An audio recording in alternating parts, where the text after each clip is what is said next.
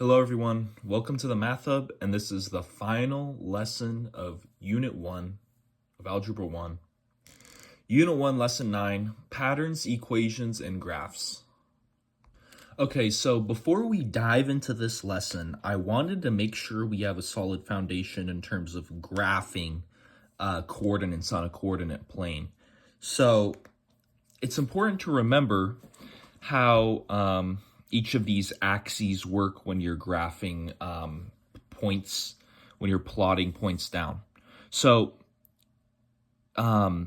this horizontal line right here is what's called the x-axis.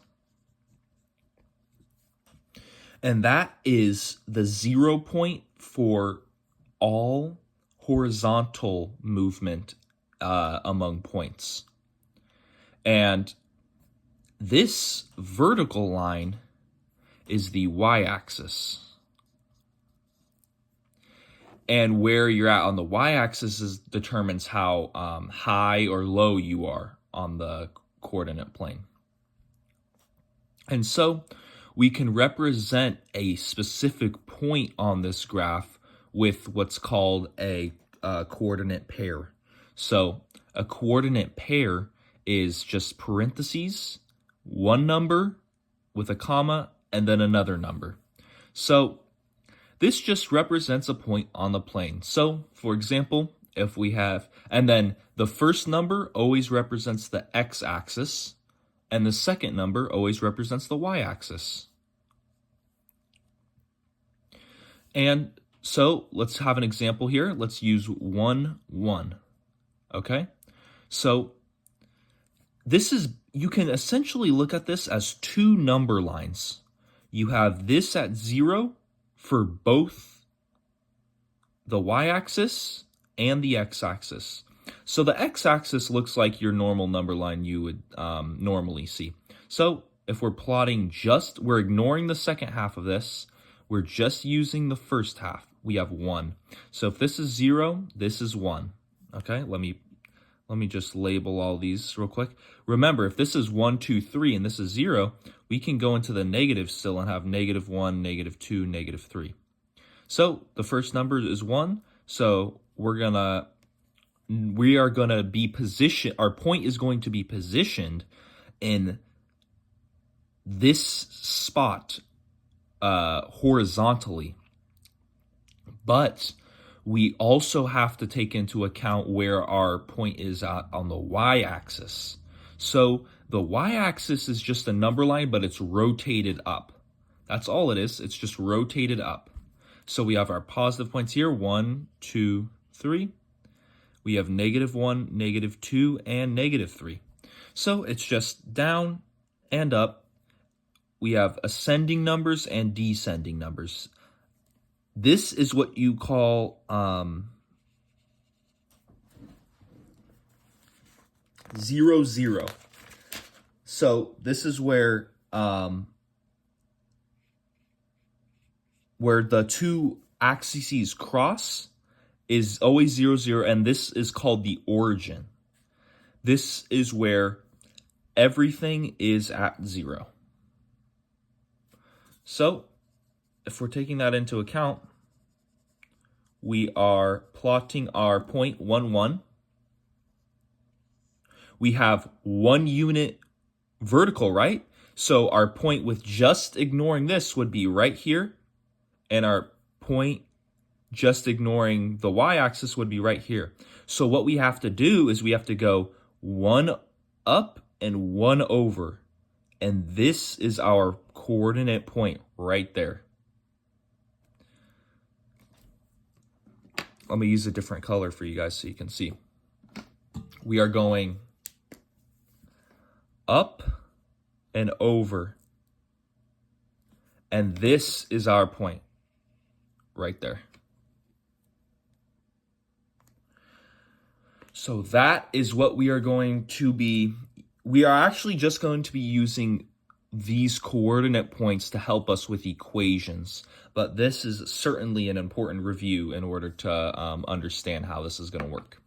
All right, so now let's get into the lesson.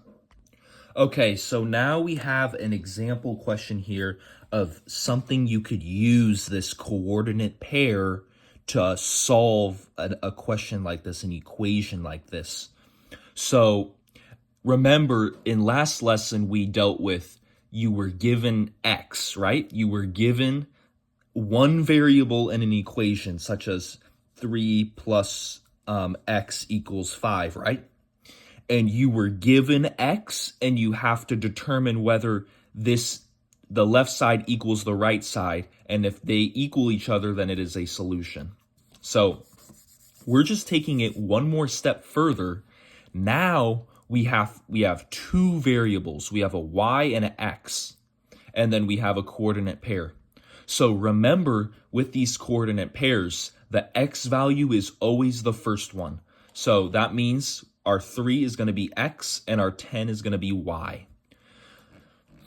It's not going to give you that though, so you're going to have to know first number always x, second number always 10 or y. And so we have our equation here. The left side is just y, and the right side we have 4 times x. So the first thing you always do is you have to read the question. It asks for a solution. What is the solution? That means we're going to plug in these numbers, and then if the left side equals the right side, then this pair is a solution. If they don't equal on both sides, then it is not a solution. So once you understand the question, then the second thing you want to do is just plug in everything you have. So we have y is 10. So we're plugging in 10 for y. We have 10 equals 4 and multiplied by x. X is 3. So we have 10 equals 4 times 3. Well, 4 times 3 is 12. So we have 10 equals 12. That is not true. So that means that coordinate pair 3, 10 is not a solution.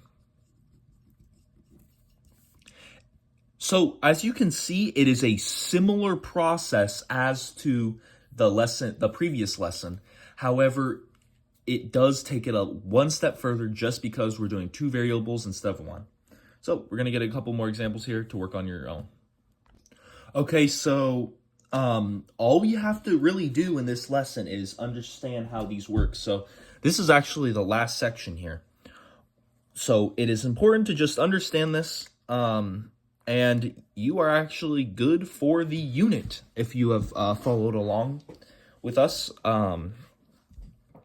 So just take your time, solve these on your own, and I'm going to be going over it right now.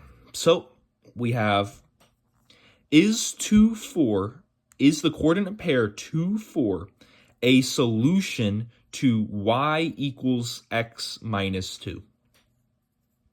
So we see it asks for solution. That means we're going to be plugging in, and we're going to see if the left side is the same as the right side. So all of that is asking. So second thing we always do is plug in our coordinates into the equation. So we have, remember, first one is always x, second one is always y. So we have y, which is 4, equals, we're going to plug in 2 for x, 2 minus 2. So we have 4 equals 2 minus 2. Well, 2 minus 2 is just 0, so we have 4 equals 0. That is not true. That means 2, 4 is not a solution. Boom, that is our answer. Finally, we have, is -3, -9 a solution to y equals 3x? It asks for a solution. We know we're plugging in. So we have our x right here and our y right here.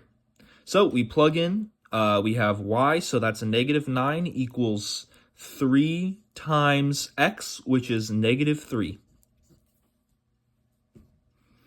So we have -9 fully simplified on the left side, and then we have 3 times -3 on the right side.